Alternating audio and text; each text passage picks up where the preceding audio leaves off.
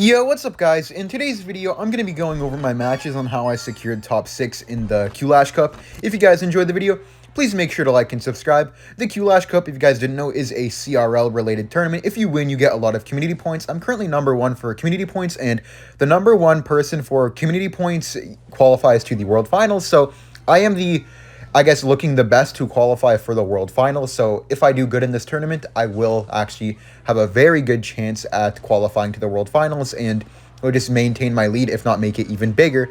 And these matches are not live commentary. I'm talking after the game. And basically, my first match here was against Herbach in the top 16. Yesterday, my video was about me getting to the top 16. I played 2 matches today. No, win or lose, you play 2 matches today. If you lose, though, you do end up playing 3, I think. Yeah, you play 3 if you lose. But if you win, you only end up playing 2. This was my first match of the day. I was feeling pretty confident about it, but I know that anything can happen, so you always prepare for the best version of your opponent no matter what. The tournament will end, I guess, today at the time you guys are watching this video, but the time I'm recording, the tournament ends tomorrow, and I am really, really excited to end it. I feel like I can do very well. If I win my next match, I'll be facing Muhammad Light in the winner's bracket final. So I'm pretty happy with that. I really want to face Muhammad Light. I know I have a chance to beat him. I know he's better than me, but I can beat anybody if I'm on my game. In this match right here, I had a really bad matchup. My coach actually did not get me the greatest matchup, but I know that if I'm playing well, I can win anything. Obviously, E-Giant, Evo Tesla, Inferno Dragon is never what you want to face when you're playing Lava Hound, but, you know, I can always win. So I saw him go for this E-Giant push. I knew that I was going to have to defend before attacking. I just went for the arrows to kind of waste some elixir and make sure to take out the bomber because I didn't want to play any cards too early. I knew if I placed cards too early, then I wouldn't be able to defend properly. So I just went for the Skelly Drag's barbs, and here's when I kind of knew that I might actually have something going for me, because if you look at what I have down, I have barbs, Skelly Drags, and then I went for the arrows to take out the Tesla. And after taking out the Tesla, I knew his E-Giant would die, and I knew I had a really good chance of getting a balloon hit in here. He opts to leave his tower, knowing he can't defend my balloon. So I went for the Evo Bomber plus Skelly Drags to take out the Golden Knight Evo Bomber. And dude, I actually managed to defend this, and I have just a little bit of HP left. I had 400 HP left, and here I was kind of scared of like an E-Giant the bridge. I knew he had no Evo Bomber, so I wasn't scared of that, but I was scared of like a bull or tornado. So I put my barbs all the way back here to make sure he couldn't tornado me, and I got a very nice win against a really, really bad matchup. Like, if you're trying to counter Lava Hound, that's what you go with, and I still managed to win somehow. In the second match I played here, we did actually end up going for the pigs. Okay, I am going to say these matches are not in order. I guess these are like, I did put this game second because I didn't really want to have this game first. I thought the Lava Hound game was the best. And also with this game, as you see, I did start it about 15 seconds late. I was having trouble starting the recording, but didn't really matter too much. But just in case you watched it live, you will be able to watch live tomorrow. I'm just not exactly sure how you can watch tomorrow, but we went with this Piggies deck right here, kind of expecting Lava Hound, Giant, or Royal Giant. We kind of just expected a more like beatdown heavy deck, and I knew that I could win if I played well against anything other than a Cycle deck, because Cycle decks, you have Poison. Poison is really bad against a Cycle deck. With Piggies, you need the Earthquake to break through buildings, right? And unfortunately, we go against Graveyard, Mortar, Evo Valk, so I knew that I was probably going to lose this match, but you never give up in these tournaments. Like I said in last video, you always want to give yourself a chance to win. Anything can happen. Anyone could choke a good matchup. So you always want to try your best and give it your all. Try to win if you can. I went for the delivery here. I waited on the log because I thought he wouldn't pop the ability, and I knew if he did, it would be kind of a bad play. I knew that if I played perfect, I could win this, but I felt like it was more of him having to make a mistake than me play perfect. But you know, you can always play in ways to make your opponents make a mistake or give them the chance to make a mistake. The reason we have so much air defense as well is because we were really expecting a Lava Hound from him. We have the LP, Evo Firecracker, and Inferno Tower. I went for the Evo Firecracker here too to try to snipe the Phoenix, right? But unfortunately, at the exact same time, I went for the Evo Valk, and dude, that was the worst Evo Firecracker ever, man. It was so bad. Such a bad interaction. This was my first game of the entire day, so, I mean, take that, like, I guess bear in mind with that. I wasn't really playing at my 100%. I was trying to play at my 100%, but, you know, Just because I tried to doesn't really mean I did. Here I got a little bit unlucky. I tried to activate my King Tower there, but it targeted on the Royal delivery. I'm pretty sure I would have activated King too, and maybe that could have secured me a win, but he did a really good Phoenix, so I just went for the LP. He also Valkyried. I didn't really agree with that Valkyrie though, because I just went for the log, and I kind of defended easily. Here, I was kind of confident in winning. I was like, okay, he doesn't seem to know 100% what he's doing. He's making some mistakes. He doesn't seem to know how to play the matchup, but then he just mortars here, activates the King Tower, and here I was thinking that I lost because of the King Tower activation, but I still knew with the way he was playing and the way I was playing, I still had a good chance. He was being way too passive. He didn't need to be this passive, but you guys will kind of see. He tried to pop the ability there, which didn't get down, which I was really happy with. Not getting the ability down is super good for me because obviously he just has to sit there for a little bit with no elixir. I went for the piggies, kind of messed up my LP, but I knew I could get some good damage here. I had Evo Firecracker coming up, so I wanted to pop the ability and try to get some Evo Firecracker damage. I think I even went for the log plus Firecracker. I know I tried to predict the goblins, but I didn't, unfortunately. Evo Firecracker does splash the tower once, which was beautiful. I did get like a tiny bit of damage, but then the Evo Vault kind of just clutches up and I get 0 damage again. I'm just like barely behind, just not being able to get any damage. So I just delivery here on the left. And then here I messed up. I went for the Inferno Tower, man, but I should have put it lower, and then I just lost the game because those skellies didn't pull. It was game over. Very unfortunate right there. And I think, if I remember correctly, after this, I literally just gave up because I knew there was no chance to win. But if I did a middle Inferno Tower, maybe I could have still won. I wasn't looking good, but, you know, people can always mess up, especially against, like, a Firecracker deck. So I could have definitely won right there. Unfortunate, but I was going into this being 0-1, but since I won the second game, it was actually 1-1. Alright guys, this was the final match right here. I went for this Royal Giant deck knowing that no matter what he played, I would have a chance. I was more so going for like a solid deck than like a specific snipe, I guess. I was fine with whatever I went against with this RG deck. I'm not the greatest RG player, but I'm not bad either. The way I see it, if I go with a solid deck against someone that I believe I can beat, I think it's always better than going for like a hardcore snipe like I did in the Piggies versus Graveyard match. If you get like a solid deck yourself, you're probably going to lose, so I was just being careful this time.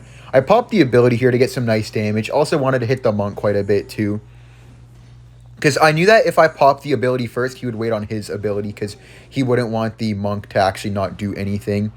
I knew he'd probably RG here because whenever someone sets up like an E-Spirit like that, it's quite obvious. So I just went for the Barbell Fisherman, making sure to counter everything for only one shot, which was pretty nice actually. So I just ripped it with an RG at the bridge.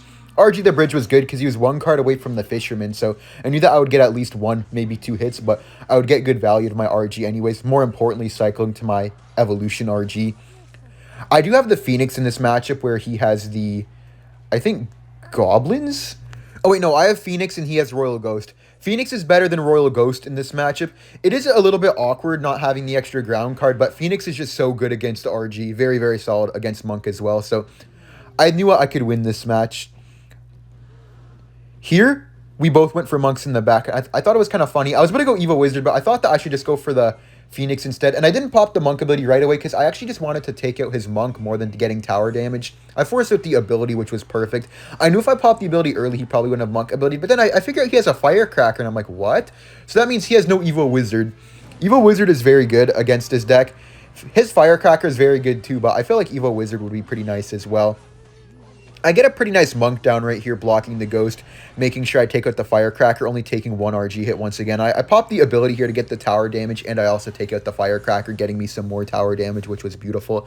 I knew that he'd pop his monk ability to take care of my Evo Wizard. I Fireball, and lo and behold, I miss a spell. So, you know, Ryley moment right there, guys. I just go for the Wizard Barbell and then Fisherman, knowing I'll take either 1 hit or no hits right here. I was hoping for no hits, but, you know, you can never be too hopeful. But I actually take no hits. Beautiful defense by me. So then I knew that I could RG the bridge, but I knew there was no point to get too aggressive, so I just went for a Phoenix in the back, knowing I should probably just reset and counter push 1 more time, because it's very difficult for him to defend these big pushes, actually, because of the ability blocking the Fisherman. This monk here takes out his ghost, and I just went for the RG the bridge, knowing that the Fisher would pull in my monk, and I popped the ability immediately to get the tower damage, but also keep blocking the Fisher. I did a really nice Fisher here to grab that monk. I just wanted to eliminate his counter push. Very beautiful RG push by me, actually. 0 complaints there. I get a lot of RG damage, and here's when I knew I won. I got the Bar Barrel, but Here I should have fireballed instead of going RG. I don't know why I RG'd the bridge. That RG was more of me just getting a little bit antsy. And then here with the Fissure, I should have RG'd again. And I actually almost choked because of that Fissure. As you guys can see, my Fissure dies right here. I fireballed. I just go for the Monk on defense. But I knew I could very easily choke right here because, you know, I mean, look at this. I popped the ability to stop the RG from shooting my tower, actually. I just go for the Fisherman, but the RG's not even not shooting my tower, so I just Monk ability for no reason. I Fissure, though, knowing it was going to be game over. And he actually Lightning, dude. I didn't know he had Lightning, and I thought, like, oh my god, no way, but then I won. I'm not going to lie, I did say good game a few times because he said good game in the second match, and he wasn't saying it back, so I was just kind of tilted. I'm not going to lie.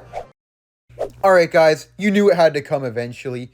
In this match against Reuben, I did actually open with Logbait. I really wanted to. I knew that no matter what he plays, there is no deck I'd be more confident with than Logbait. Reuben's a really good player. He's the 2020 World Champion. One of the best of all time. Qualified to the World Finals last year, but I know that, like I said before, if I'm playing my best, I can beat anybody.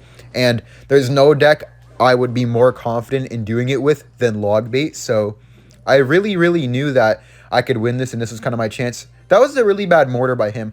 I still, even watching it back, this is my second time watching that. I'm like, was wondering why he mortared, but I didn't even have my Princess in cycle, and then he just literally ignores my Goblin Barrel. Nothing he's done for the last two moves made any sense, to be honest. I don't know why he did any of that, but I wasn't complaining, of course, getting some free damage, him doing an awful mortar, so I just princessed in the corner and got ready with my Inferno Tower. I did it a little bit high. I knew that if he lightninged, he wouldn't be able to kill my princess, and if he didn't lightning, then obviously the E-Giant would die, so no matter what, I knew that interaction would go well for me, and I just have an Inferno Tower up, kind of stalling out the game for a little bit. I knew that E-Giant would be a little bit difficult, but I knew that if I played at my best, then I could easily beat him in this matchup, or no matter what matchup I got, but I just knew I had to be careful of the Evo mortar. Regular mortar wouldn't be that difficult to deal with. Here I went for a Knight in the back, not expecting a mortar, but that was the worst timing ever, and it nearly lost me the game, to be honest. Really bad start because of that, man, and I was so frustrated because I knew how lucky that was from him. He didn't, like, predict that or anything, but then he did a really bad E-Giant, so I was like, okay, whatever, I can come back, because last time he did defensive mortar in the middle when I didn't have Princess in cycle, so I didn't think he'd offensive mortar with Princess in cycle. That was my thought process there, but it worked out for him. I was, like, complaining a little bit, but I knew I could still win, so I wasn't, like, too upset, but I knew I'd really have to lock in and play well. Here I just went for a barrel, knowing that he had no NATO but Barb Barrel. So I just went for the Evo Knight in the back. I knew it was time. I needed to go opposite lane a bit, but here I went for the Evo Skellies to block. I went for the Goblin Gang, and then he went for the E-Giant. So I just went Inferno Tower. Really bad E-Giant once again, and then I logged on the Goblin just to make sure that I could damage the mortar a bit more, keep the Goblin Gang alive for a little bit longer. It's important. Then I just went Knight because I thought that he might go for a Lightning to try to get a quick mortar lock on the tower. Not really the greatest Knight, but I kind of had to do that just in case. I forced out the Barb Barrel, which was great, and here is when I knew it was time to make the comeback. I just went for a rocket here. Beautiful rocket from me. And I knew that I just needed a little bit of damage, and being down 200 damage is not the worst thing in this matchup. 200 damage is not that much. It's very comebackable, and I knew that if there was a deck I want to come back with, man, it's always Logbait, bro. I know Logbait the best. Logbait's my best deck. Here, I got a really good Knight down to keep the Princess alive, and there I did a really beautiful Inferno Tower to take the aggro of the mortar. I get 2 Princess shots, 3 Princess shots, and I think I got I got 3 Princess shots, which was so good. I just Princess here for the archers. I knew that mortar would take a hit, but I was comfortable taking that hit than going for, like, a Goblin Gang early or something like that. And then really bad E-Giant again, just go for another Inferno Tower, knowing he could get a good Lightning, but I knew that he couldn't hit my Princess and the right side tower, so I knew that he'd either have to settle for just the Princess or hitting the tower. Here I went for a kind of a trick barrel, and luckily he actually missed the Goblin Barrel. I was so happy about that because I knew the second he missed that Goblin Barrel, I said out loud, I won. He can't win now.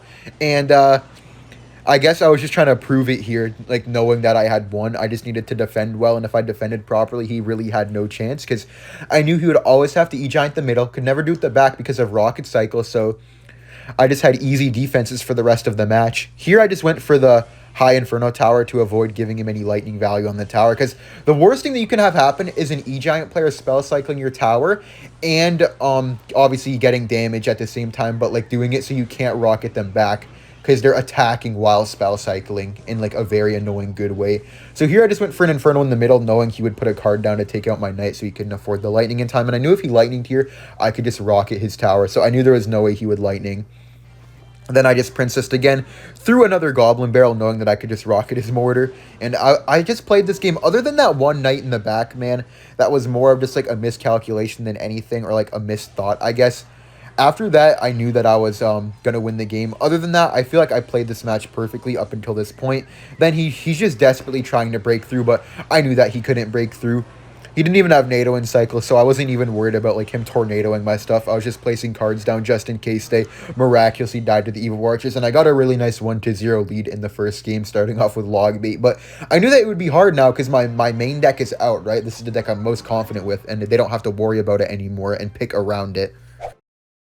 Alright guys, in the second match here, me and my coach decided that we should go for RG here. We thought RG would be good because we were kind of expecting a graveyard deck with Logbait out. Reuben's a very good graveyard player, one of his best decks, so we thought that if he ran graveyard, we could win. He also ran graveyard in the last best of 3 that he played because to face, we both had to win the first round.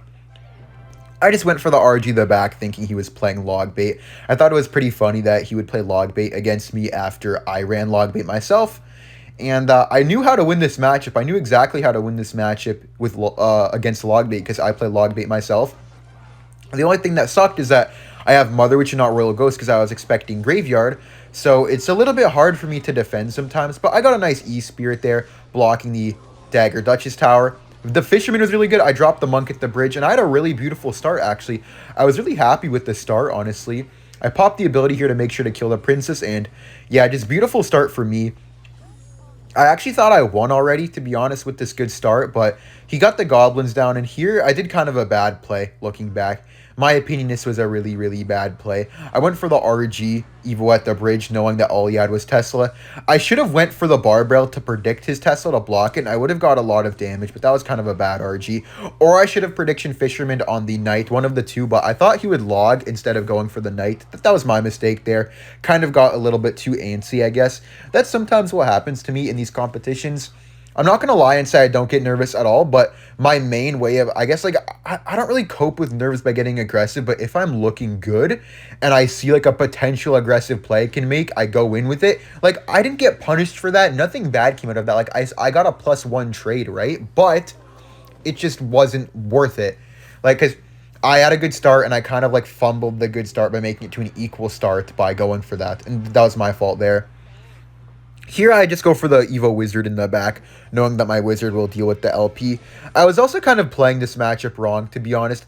I feel like what I should have been doing is I should have been going RG the back, then Monk the bridge, instead of Monk the back, then RG the bridge. I should have went like RG the back, then Monk the bridge. And then here, that Evo Wizard was kind of riding, I'm not going to lie. I don't know how that Wizard actually ended up dying, but he got a really good minor poison push right there, so it was already not looking too great for me. I kind of messed up, and it was my fault.